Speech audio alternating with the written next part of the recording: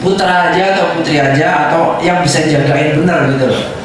Ini konsep saya ke depan. Udah saya sempet kepingin bikin apartemen juga. Sebelum Mas Dayat bikin apartemen, saya udah kepingin bikin apartemen, lahannya udah ada, dan saya mau kerjasama sama Mas Dayat juga. Di Warung Akam itu lahannya sudah ada 1.400 meter, sudah mau kita bangun, konsepnya sudah mau kita bikin syariah, tapi sekali lagi kendalanya ada di warga sekitar. Warga sekitar nggak mendukung, akhirnya ya udahlah, berarti Allah belum berkehendak. Saya begitu aja, gampang. Oke, kembali ke Warung Steak and Shake.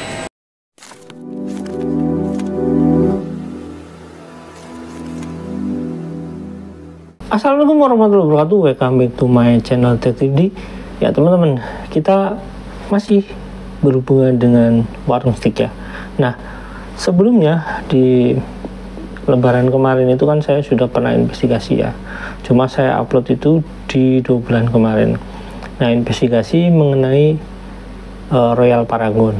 Nah, di sana saya itu bertanya-tanya gitu di lokasi yang kemungkinan menjadi kantor penerimaan investasinya itu ya. Jadi semacam ya mungkin office sementara gitu ya.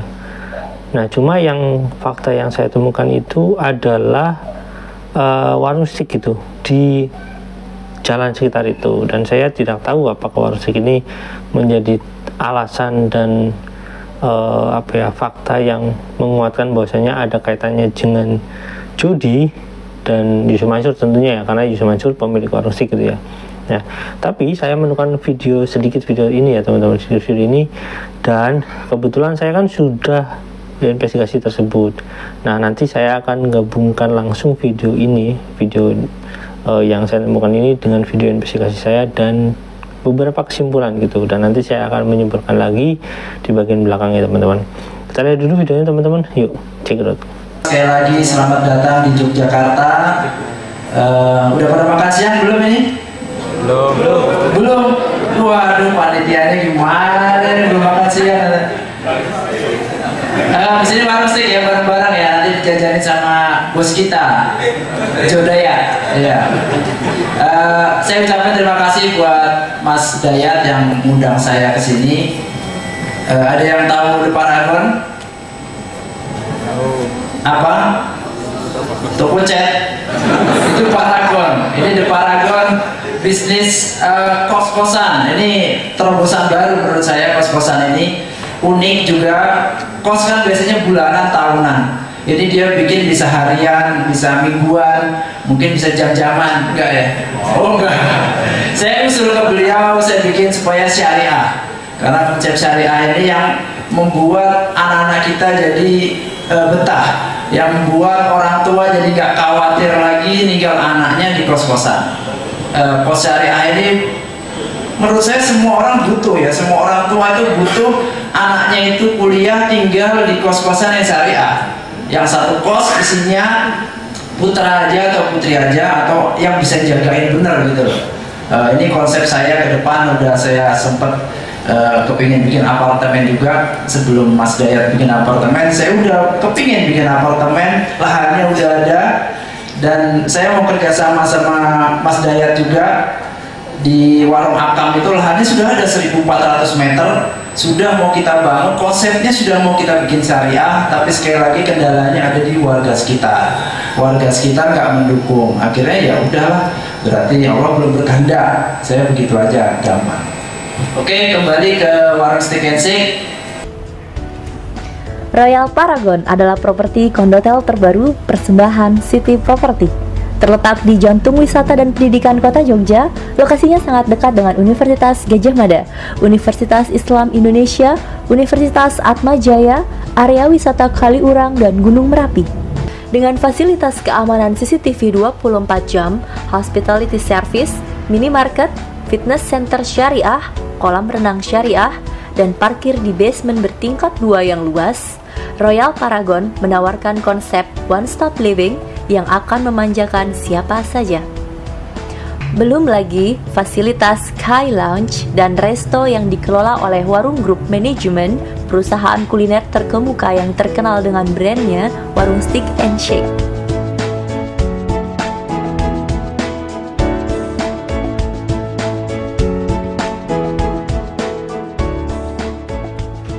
Lebih menariknya lagi, untuk manajemen dan operasional Royal Paragon ini, City Property akan bekerja sama dengan The Paragon Management Indonesia, sebuah manajemen properti yang telah menyabet 2 penghargaan muri sebagai jaringan operator kos eksklusif pertama di Indonesia dan jaringan operator kos eksklusif pertama di Indonesia yang memiliki hak paten.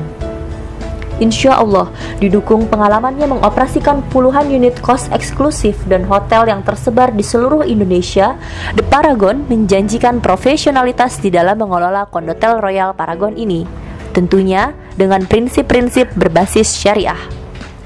Dengan berbagai keistimewaan itulah, Royal Paragon Condotel Yogyakarta menawarkan produk Early Bird bagi para investor dengan harga spesial dan berpotensi mendapat gain kurang lebih 20% setahun. Ingin mengambil kesempatan emas ini? Tunggu apa lagi? Royal Paragon menawarkan ROI atau leaseback setelah handover unit. Besarnya leaseback yang kami tawarkan adalah setara 8-12,5% per tahun dari operasi hotel yang dikelola. Royal Paragon, comfort living with easy access and helpful service. Hubungi marketing kami di 081 90 40 59999 atau 0812 933 26426. Dukungan moral dan material dari para investor sangat membantu kami di dalam menjalankan roda usaha ini, sehingga di kemudian hari akan bisa memberdayakan untuk kepentingan umat secara bersama-sama dan memberikan keuntungan bagi berbagai pihak, insya Allah. Oke, itu teman-teman videonya. Nah, saya dapat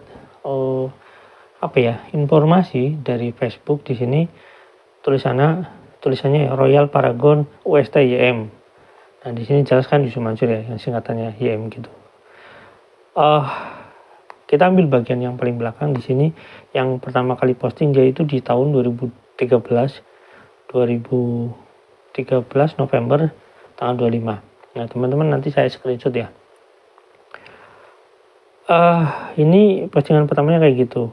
Nah, ada postingan-postingan yang cuma kayak gitulah. Tapi ada postingan penting di sini tentang Paragonnya. Di sini diupload tanggal 26 November 2013. Sekilas tentang Royal Paragon USTYM, merupakan bisnis yang kemudian bisa dimiliki oleh masyarakat secara luas dengan konsep kesepakatan kerjasama dalam ya bla bla gitu ya. Nanti teman-teman baca sendiri ya. Intinya bisnisnya adalah bisnis properti yang masyarakat umum sebagai investornya. Ya ini ya biasalah kayak gitu ya. Jadi intinya ya menggalang dana dari umat ya. Umat yang berinvestasi tapi nanti kepemilikannya Yusuf Mansur kayak gitu. Ya kurang lebih seperti itu dengan yang sama dengan yang lainnya teman-teman. Di sini ada gambarnya teman-teman ya. Di sini ada gambarnya. Ada komentar satu ya. Tapi komentarnya dari Royal Paragon yang bermimpi wujudkan dengan aksi nyata bro untuk menjadi penolong dan senjata kita. Ya itu cuma satu komentar ya. Kalau saya lihat ke atas lagi ya cuma pernyataan biasa. Jadi pernyataan yang fokus ke sana itu yang tadi di bawah ya teman-teman. Itu postingan-postingan awalnya ada di bawah tentang Royal Paragon. Jadi apakah Royal Paragon ini ada? Saya nggak ngomongin lagi, saya nggak ngomongin Paragonnya ya, tapi saya ngomongin tentang investasi yang ditawarkan Yusuf Mansur di sini ya teman-teman. Pokoknya teman-teman nanti bisa baca. Intinya bisnis properti ini juga merupakan bisnis yang selalu naik dan naik jumlah nominal penawarannya, sehingga kita bisa mengamankan posisi finansial kita dalam bisnis properti ini. Jadi intinya seperti yang ditawarkan Yusuf Mansur ketika membuka patungan usaha, yang katanya valuasi Hotel City itu akan terus naik, sehingga walaupun misalkan nggak mendapatkan profit pun investasinya akan terus naik. Tapi faktanya tidak ada laporan, tidak ada apa. Pokoknya intinya ya nggak jelas lah gitu ya teman-teman. Nah teman-teman, saya bisa perlihatkan video. Saya mencoba mencari ya lokasi di mana yang kira-kira akan dibangun ya teman-teman. Nanti teman-teman bisa lihat video di investigasi saya berikut ini. Yuk check it out. Oke teman-teman, kali ini saya ada di Yogyakarta ya. Ini saya ambil di setelah lebaran ya, sekitar seminggu lebih lah. Nah ini di perempatan yang mau ke Genjayan ya. Jadi ya jalan ini cukup terkenal kalau teman-teman aktivis di Yogyakarta ya. Nah teman-teman, ini saya mau menelusuri tentang alamat kantor ya. Jadi kalau melakukan pendaftaran investasi Yusuf Mansur di Paragon, Royal Paragon itu kantornya di sini ya teman-teman. Jadi di Genjayan. Cuma alamat nomor kantornya nggak ada, cuma ada nomornya dan dihubungi juga susah. Intinya dihubungi udah nggak bisa gitu ya. Nah, saya cari sesuai dengan titik map dan ini ya, dan mencoba hal-hal yang terkait di daerah ini ya teman-teman.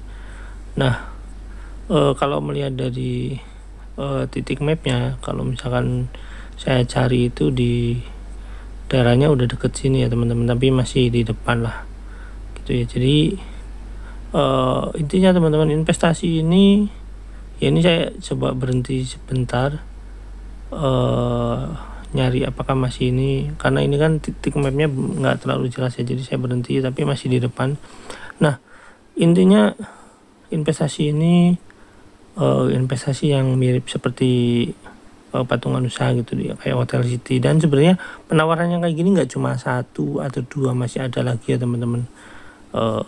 Ada Kelapa 2 Village, terus Royal Paragon, dan apa ya, masih kayak Hotel City, dan ada lagi sebenarnya teman-teman. Nah ini sudah dekat ya, saya coba nanti kalau misalkan udah dekat saya akan zoom ya teman-teman, biar teman-teman tahu sebenarnya ada apa di sini gitu ya. Saya juga penasaran sih sebenarnya kenapa si Bang Ucup ini bikin program banyak sekali. Setelah saya telusuri, ternyata memang program-program ini tujuannya dia mau ngumpulin uang dari umat, tapi dia nggak mau modal, tapi nantinya atas nama dia gitu. Jadi umat itu cuma sekedar setor. Ini saya bilang kayak gini ini berdasarkan fakta yang terjadi ya. Itu teman-teman ada warung steak. Nah itu titiknya kurang lebih di situ ya teman-teman. Apakah itu berkaitan dengan warung steak atau enggak? Yang jelas gini ya teman-teman, warung steak itu milik Yusuf Mansur bekerja sama dengan rekannya gitu ya. Teman-teman bisa cari sendiri lah. Nah itu saya zoom ya teman-teman, nanti itu lokasinya cuma ada warung steaknya. Jadi kalau misalkan saya cari kantor yang kayak gitu nggak ada. Apakah, yang jadi pertanyaan, apakah kantor itu yang sebelumnya bertujuan untuk mengumpulkan investasi itu sekarang jadi warung steak ya teman-teman? Karena ada di beberapa wilayah yang kayak tadinya bekas kayak rumah tahfiz gitu ya, kemudian jadi warung steak gitu ya. Nanti saya bisa perlihatkan sini, bisa dipertanggungjawabkan teman-teman. Nah gitu ya teman-teman, investigasi saya ternyata Royal intinya kantor bekas untuk ngumpulin uangnya itu ya daerah segitu ada warung steak. Apakah itu bekas kantornya kayak gitu ya, saya nggak tahu ya. Yang jelas keberadaannya adanya cuma warung steak gitu ya teman-teman. Kita sampai di sini dulu, nanti lanjut untuk penjelasannya teman-teman. Nah itu teman-teman videonya. Jadi ya sebenarnya saya nggak tahu apakah itu yang mau dibangunnya di sana atau lokasi kantornya di sana. Nah kalau tempat yang mau dibangun di sana sebenarnya itu mustahil, menurut saya katakan mustahil, karena sangat padat ya. Artinya banyak ruko-ruko di sana yang sangat padat, yang saya tidak tahu ada lahan kosong di sana. Jadi sepertinya mustahil dibangun di sana. Tapi teman-teman kan lihat sendiri bahwasanya ada satu lokasi yang di sana itu ada warung steak ya teman-teman. Apakah tempat itu dulunya menjadi kantor atau menjadi tempat untuk komunikasi dengan para investor atau bagaimana, karena di sini teman-teman di profilnya itu ditulis Jalan Genjayan, Yogyakarta City, Indonesia, Special Region of Yogyakarta. Jadi cuma seperti itu keterangannya. Apakah dulu tempatnya di sana atau tidak ya saya nggak tahu ya teman-teman. Yang jelas cuma di sana ditulis, tapi di sini juga ditulis nomor WA, nomor ponselnya ya. Ya, saya nggak tahu apakah ini milik orang yang bertanggung jawab atau tidak. Tapi ya percuma saja ketika saya hubungi juga nggak ada apa-apa gitu ya teman-teman. Kayak gitu ya teman-teman investigasi saya. Jadi teman-teman saya harap berhati-hatilah dalam penawaran bisnis investasi, baik itu properti, baik itu model bisnis apapun. Kalau track recordnya nggak jelas, terus manajemennya nggak jelas, terus sistem, jadi penawaran sistem keuangannya juga nggak jelas. Nah itu teman-teman videonya. Nah itu adalah video bagian dari investigasi saya di bulan kemarin ya.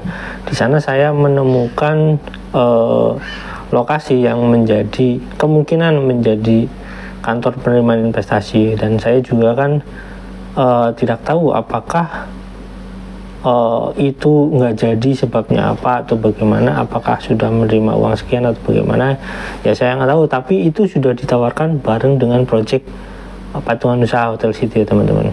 Nah teman-teman kan sekarang tahu alasan kenapa proyek Royal Paragon itu gagal, artinya tidak ada, atau misalkan kalau sudah ada investasi ya kemungkinan besar ya bodong gitu ya. Nah cuma yang menarik bagi saya adalah bukan masalah investasinya. Kalau masalah investasinya ya jelas lah investasinya, bahkan patungan usaha yang menjadi Hotel City pun nggak jelas, dan kabarnya akan digugat lagi gitu ya teman-teman. Nah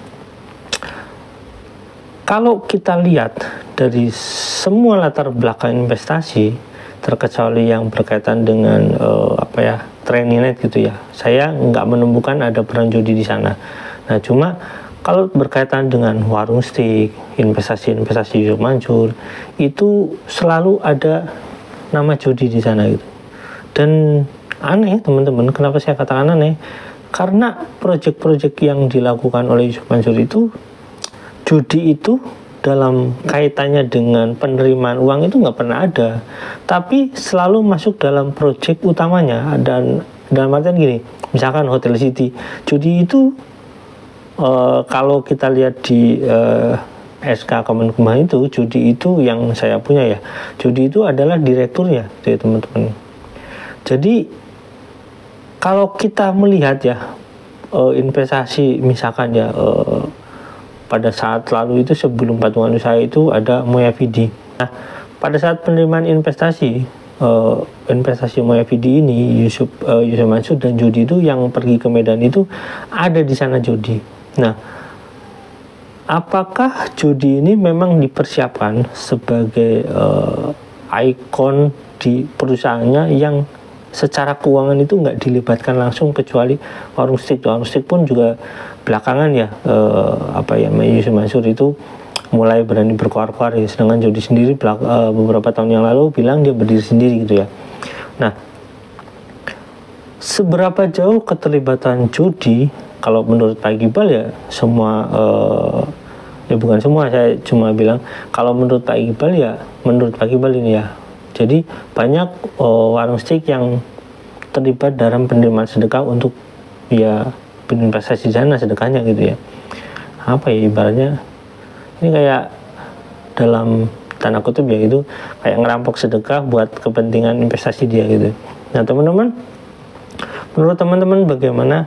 Apakah memang ada dalam tanda kutip ya, mereka itu melakukan persekongkolan, saya nggak ngomong persekongkolan saja, persengkokolan dalam hal setiap penerimaan investasi. Jadi mereka sudah tahu Yusuf Mansur ini tugasnya ini, terus Jody ini tugasnya ini, dan Jody akan diputus di rantai mana untuk masalah investasinya gitu. Jadi Jody ini akan selalu aman gitu, kalaupun misalkan nanti Yusuf Mansur ke dalam tanda kutip ya terkena dampak dari setiap laporan, terus terkena dampak dari setiap gugatan, judi ini akan aman, sehingga investasi yang dipegang judi itu akan aman gitu. Sehingga Yusuf Mansur kedepannya ya biarin aja Yusuf Mansur dipenjarakan, dia selalu nantang gitu ya, dipenjarakan kasih makan enak gitu lah ibaratnya kayak gitu, dan keluar juga masih kaya karena investasinya di judi banyak sekali gitu. Saya nggak tahu jumlahnya, kalau menurut kalau misalkan bayar pajak sehari 200k ya mungkin asetnya bisa triliunan gitu ya teman-teman. 200k 200k itu 200 juta ya teman-teman. Kalau misalkan bayar pajaknya sehari 200 juta ya mungkin asetnya bisa triliunan teman-teman. Ya begitulah teman-teman. Cuma teman-teman bisa simpulkan sendiri, dan saya nggak mau menyimpulkan, cuma saya ngasih gambaran, dan itu cuma pemikiran saya. Jadi saya tidak sedang menyimpulkan, saya sedang bertanya. Oke, sampai sini jangan lupa like, subscribe, dan komen, jangan lupa juga share. Wassalamualaikum warahmatullahi wabarakatuh. Bye.